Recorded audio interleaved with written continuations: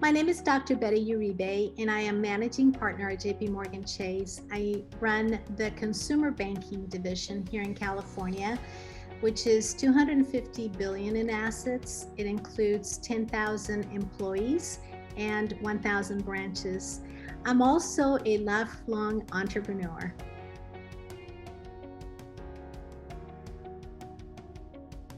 It's been very important. If you think about culture, when you go to a different country, there are different idioms, there are different ways of behaving in a different country. For example, you go to China, you don't want to give someone a clock as a gift because it could be misconstrued as death. And then here in the United States, you give somebody a beautiful clock and it's a beautiful gift. So culture is very important for us to be able to maneuver through organizations. Culture here at JPMorgan Chase is something that I took a very hard look at before coming into JPMC, because I wanted to make sure that the core values of the culture were aligned with my core values. For example, the thought about trust and respect and being valued and heard and integrity and honor, those are things that I hold very close to me. Growing up in Colombia, I had a certain set of cultural values that my family got very close to. And so culture has played a big role in my corporate success and in my personal success. I choose very carefully who I associate myself with in my personal life and in my business life. As an entrepreneur, the same thing. So culture is critical to the success of any entrepreneur, of any individual in general.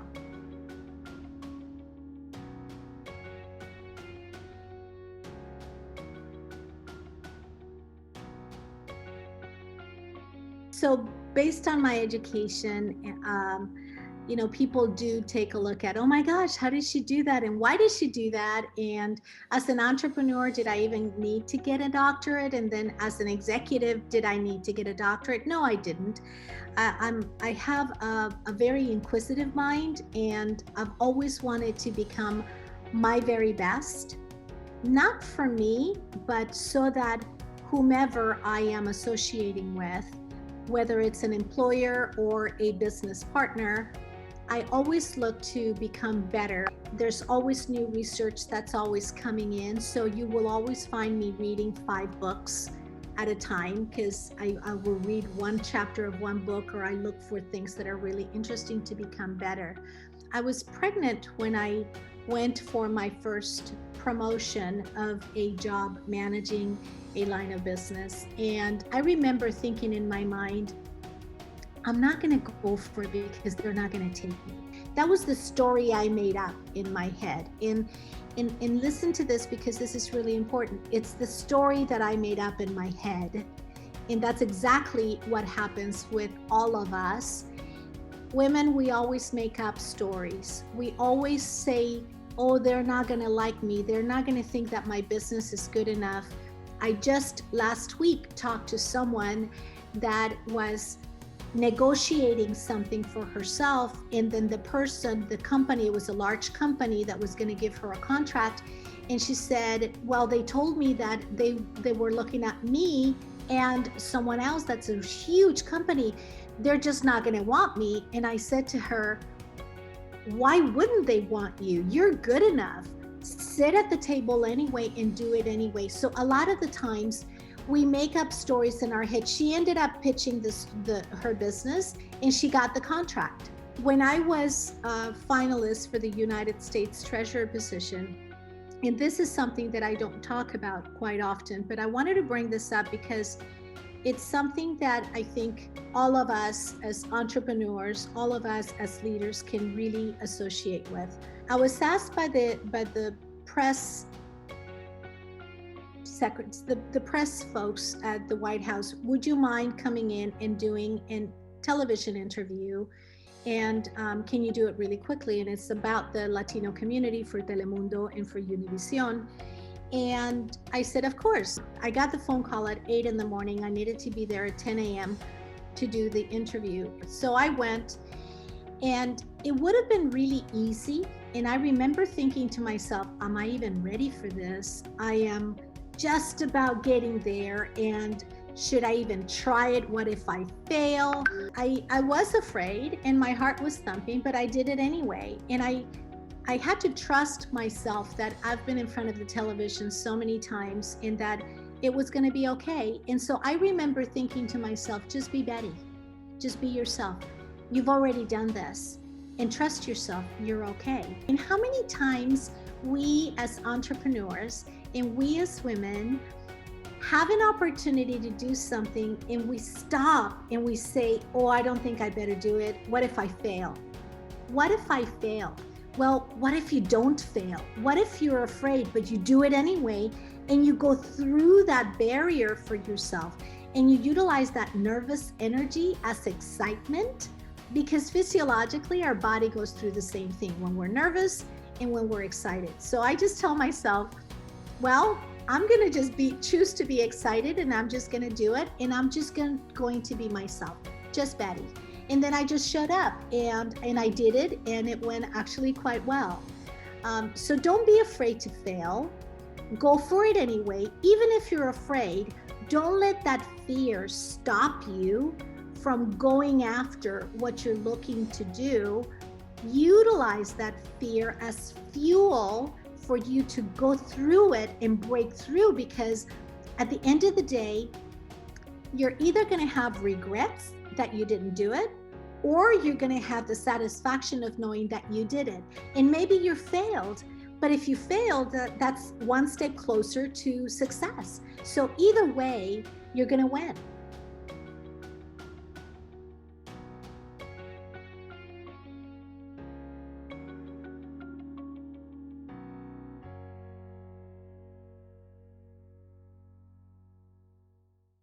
When I wrote this book, I was doing my dissertation, and then this became my dissertation study. My core values are very simple. I figure that in my personal life, God, family, job, education, health, and community, in that order. Once I got COVID not too long ago, health became higher on the totem pole right after family.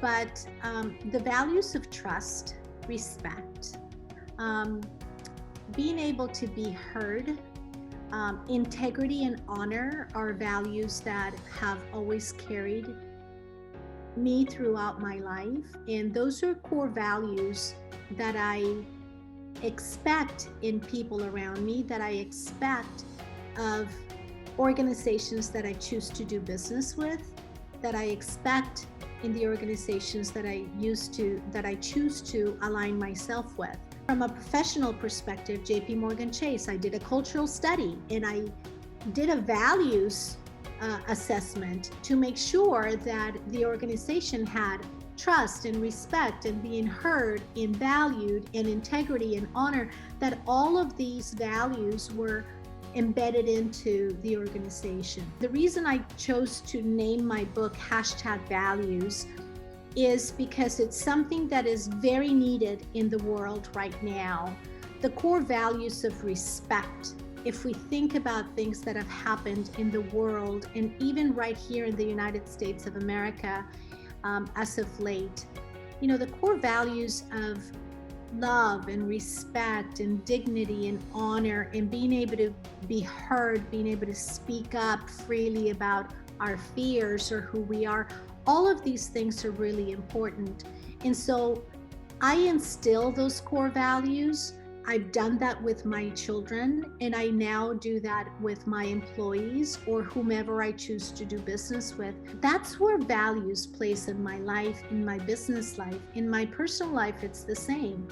If my children see the way that I behave, that's how they're going to learn what core values they're going to have. If my employees, if the people around me see that I hold a certain set of values, then they're going to approach me in the same way. Nobody will ask me to break a rule, a moral rule, because they will know that that's just not who I am. So my life becomes very simple that way. I don't measure my success based on how much money I have in the bank. I measure my success based on how much impact I'm able to make, whether I am giving away wisdom or giving away scholarship money for someone.